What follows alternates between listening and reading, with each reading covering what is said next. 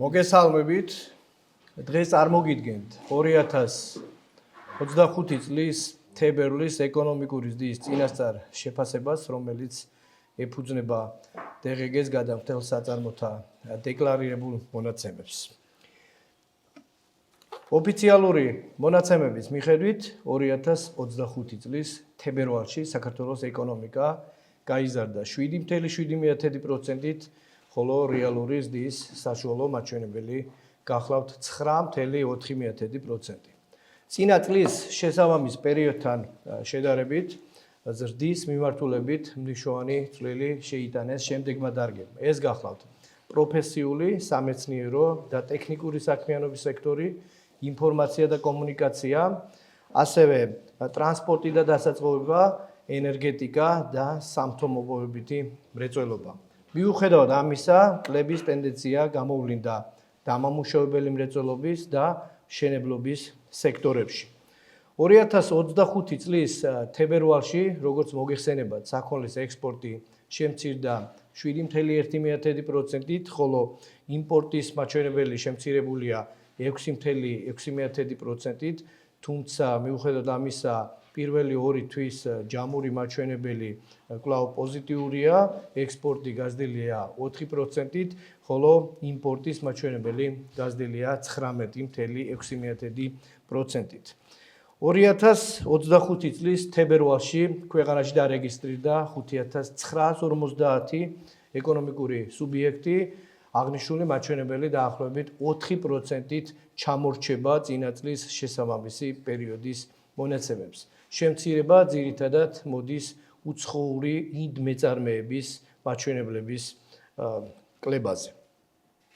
8.7%-ით არის გაზრდილი ეკონომიკური ზრდის წინასწარი შეფასებისას გამოყენებულ DGG-ს გადამხდელ საწარმოთა ბრუნვის მოცულობა და 12 მილიარდ 670 მილიონი ლარი შეადგინა. რაც შეეხება მიზეზებს, დარგობრივ ჭრილში, როგორც თავიდანვე აღვნიშნე, ერთ-ერთი კონტრიბუტორი იყო პროფესიული, სამეცნიერო და ტექნიკური საქმიანობების სექტორი. აღნიშნული სექტორი მოიცავს შემდეგ საქმიანობებს, ეს გახლავთ აღრიცხვა, კონტროლი, აუდიტი, იურიდიული მომსახურება, არქიტექტურული და საინჟინრო მომსახურება, ასევე აქ შედის რეკლამა, მეცნიერული კვლევა და ანალიზი და სწორედ აღნიშნულ სექტორში კომპანიების ბრუნვის მოცულობის ზრდამ განაპირობა შესაბამის სექტორის ზრდა და ასეთი კონტრიბუცია ეკონომიკურ ზრდაში. რაც შეეხება ინფორმაციისა და კომუნიკაციის სექტორს, ამ სექტორში ზრდის მიზეზად გვევლინება კომპიუტერული პროგრამების შემუშავება და პროგრამება, IT სფეროში კონსულტაციების გაწევა და შესაბამისი მომსახურების მოცულობის გაფართოება.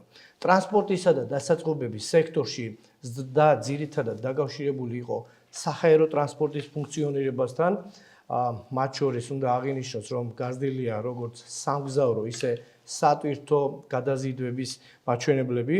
ენერგეტიკის სექტორში დადებითი ტენდენციები ძირითადად დაკავშირებული იყო ელექტროენერგიის განაწილების მოცულობის ზრდასთან, მიუხედავად იმისა, რომ ჰიდროელექტროსადგურებში, ასე ვთქვათ, გამომუშავების მოცულობა შემცირდა, დაახლოებით 20%-ით გაიზარდა თბოსადგურების გამომუშავება, გაზრდილია ასევე ელექტროენერგიის იმპორტის მაჩვენებლები, ძირითადად აზერბაიჯანიდან და სომხეთიდან.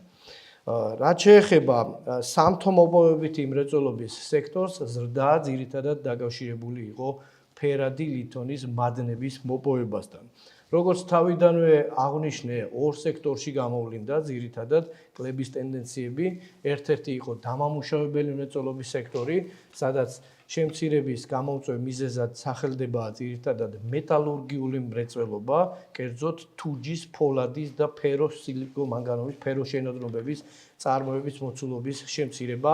აქვე აღსანიშნავია საგარეო ვაჭრობიდან, რომ დაახლოებით 67%-ით შემცირდა ფეროსილიკომანგანუმის ექსპორტის მაჩვენებელი.